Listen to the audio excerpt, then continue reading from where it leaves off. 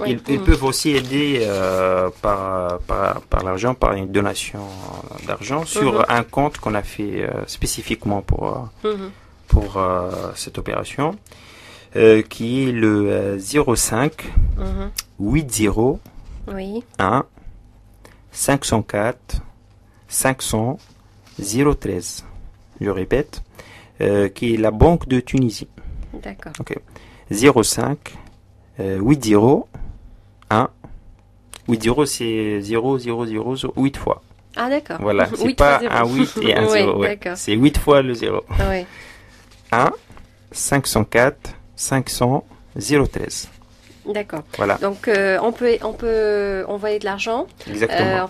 On peut faire Et un avec virement l'argent, sur on ce peut compte. acheter tout ce qui est nourriture déjà emballé, prêt et à fait. avec une réponse plus rapide. D'accord. Voilà. Donc un compte spécialement ouvert pour les sinistrés des inondations de Mjezelbeb que vous venez de citer. Sinon, ceux qui veulent faire des dons en nature, on rappelle la liste la plus urgente, c'est des lits de camp, des réchauds à pétrole, des matelas, des couvertures, des bottes en plastique, des kits d'hygiène, c'est ça, et puis Oui, des oui, fournitures scolaires voilà. pour les enfants qui ont tout perdu. Voilà. D'accord. C'est ça. Je crois savoir aussi qu'une équipe du Croissant Rouge tunisien penche actuellement sur l'étude de projets de réhabilitation de ces zones. On peut avoir une idée sur ce projet, c'est-à-dire que vous aidez les autorités compétentes à réhabiliter ou réaménager ces bâtiments pour faire face à ce genre de catastrophe, c'est ça? Oui, on essaie surtout d'avoir l'aide des Tunisiens qui sont déjà des personnes qui ont dans leur caractère le volontariat et le dévouement au service humanitaire. Donc ces personnes, en plus des volontaires de Croissant Rouge tunisien, on essaie de collecter tout ce qu'on pourrait avoir comme dons, comme vêtements, comme service humanitaire pour ces personnes-là, et surtout se consacrer sur tout ce qui est la prise en charge sanitaire. Voilà. Donc, parce que commençons par disposer d'ambulances qui ramassant les malades dans les régions les plus sinistrées ou les blessés pour les amener dans les zones de soins les plus proches. Et cette nécessité, on va surtout avoir déjà, c'est un service qui nous paraît un peu urgent, déjà, surtout pour ces régions-là.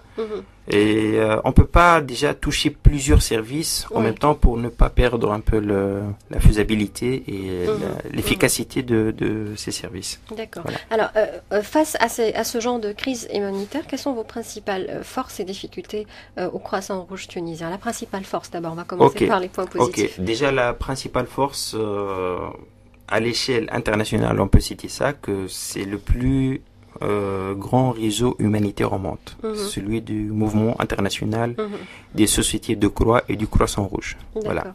Donc notre force, c'est la force du volontariat.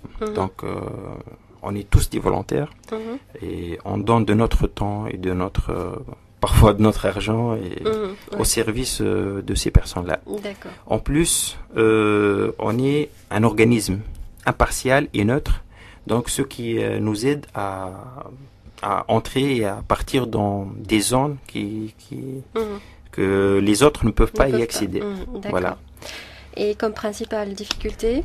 La difficulté, c'est surtout les moyens, parce que on manque un peu de moyens, et on compte sur la générosité des Tunisiens et sur leur participation sur ce côté-là, et on essaie toujours de faire entendre la voix de ces personnes qui ont besoin d'aide. D'accord.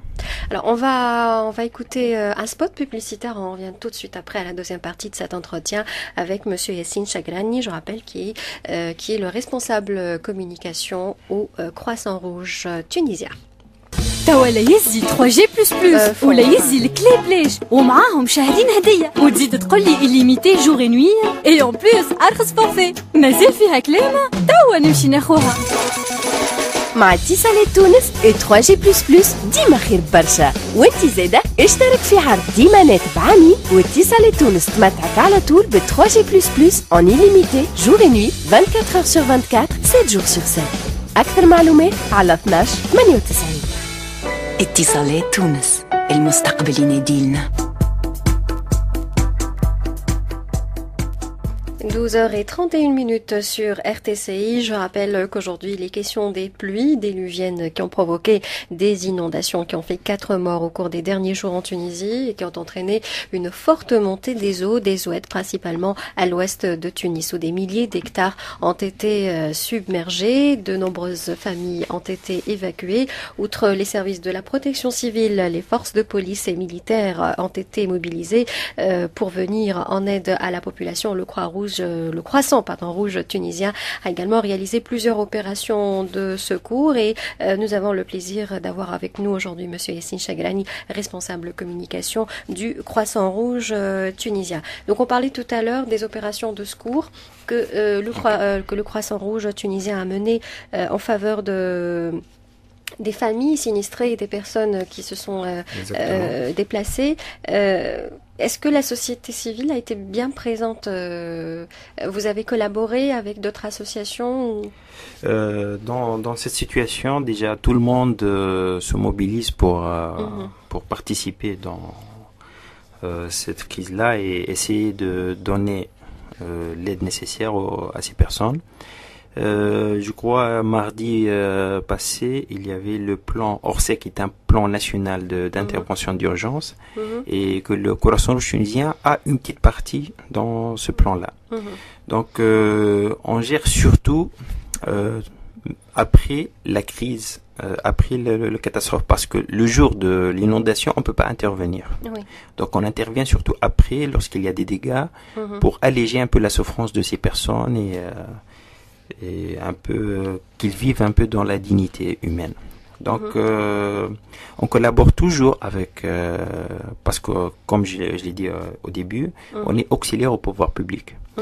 Donc on collabore avec le militaire tunisien, la protection civile, les services de santé et aussi tous les autres organisations qui veulent aider. Et alors, est-ce qu'il y a des partis politiques qui se sont mobilisés pour il y a des partis politiques. Sans nommer, oui, bien sûr. Il y a des partis politiques qui ont pris l'initiative pour la collecte des dons et qui veulent collaborer avec le Croissant Rouge tunisien. On peut dire que le Croissant Rouge tunisien est prêt à collaborer avec tous les partis politiques et toutes les organisations qui veulent aider. Mais vous restez... nous collaborons tous sans discrimination dans le cadre de nos principes de neutralité et d'impartialité. Je veux bien insister là-dessus parce qu'on est une organisation neutre et impartiale. Donc notre collaboration est basée sur ce volet-là.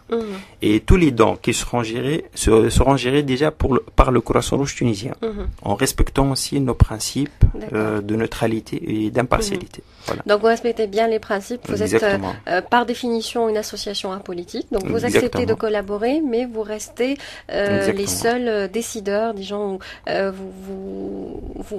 vous n'acceptez que personne intervienne dans la gestion de vos actions, c'est ça?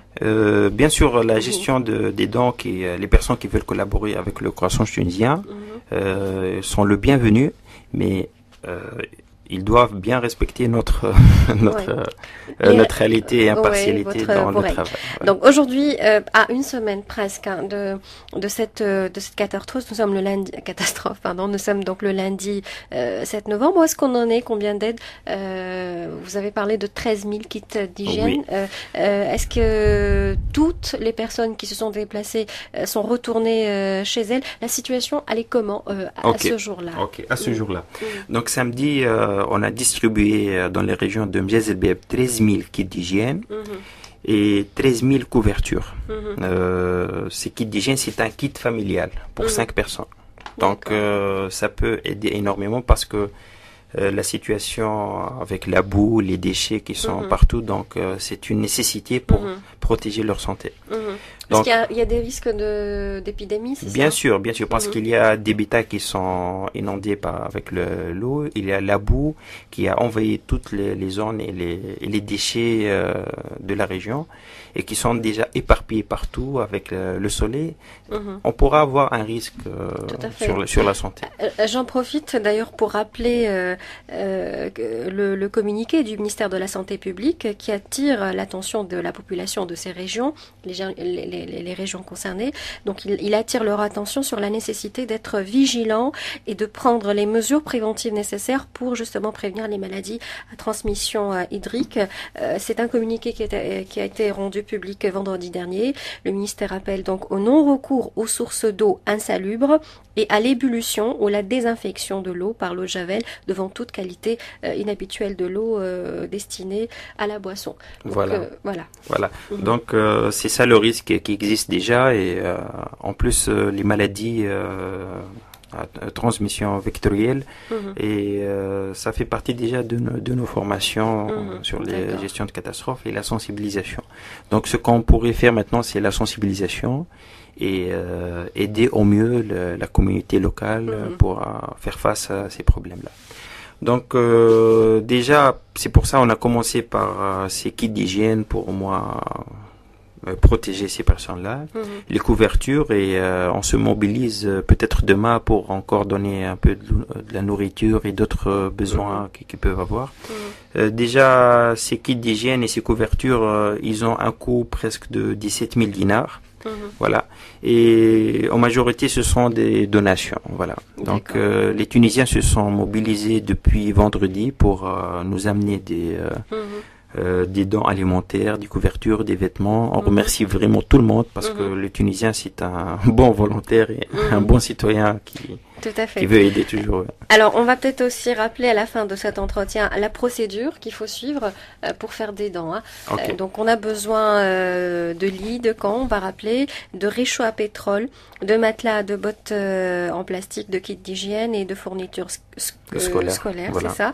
Un numéro d'appel un numéro de téléphone qu'il faut appeler 24 heures à l'avance, c'est le 71 427 284. Sinon, il y a un compte bancaire que vous avez ouvert spécialement pour l'occasion, qui est le 05 8 x 0 1 504 500 013. Voilà. Banque de Tunisie. Banque de Tunisie. Merci beaucoup, Monsieur Yassine Chagrani. Vous avez un mot à ajouter à la fin de cet entretien? Surtout, je remercie les Tunisiens pour leur générosité et leur aide. Parce que les Tunisiens sont de plus en plus sensibles à ces personnes-là et comme on a vu depuis Ras Jdir, tout le monde à l'échelle internationale était étonné de ce qu'on a fait, de la générosité tunisienne pour aider ces personnes-là. Donc on reste toujours au service de l'humanité, au service de ces personnes-là. Toute collaboration est le bienvenu en respectant toujours notre neutralité et impartialité.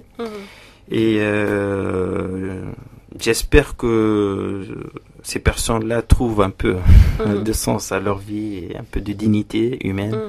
Et Inch'Allah, Eid Mabrouk à tout le monde. Merci beaucoup. On l'espère aussi, Monsieur Yassine Chagrani du Croissant Rouge tunisien. Je vous remercie et bonne continuation. Merci à vous.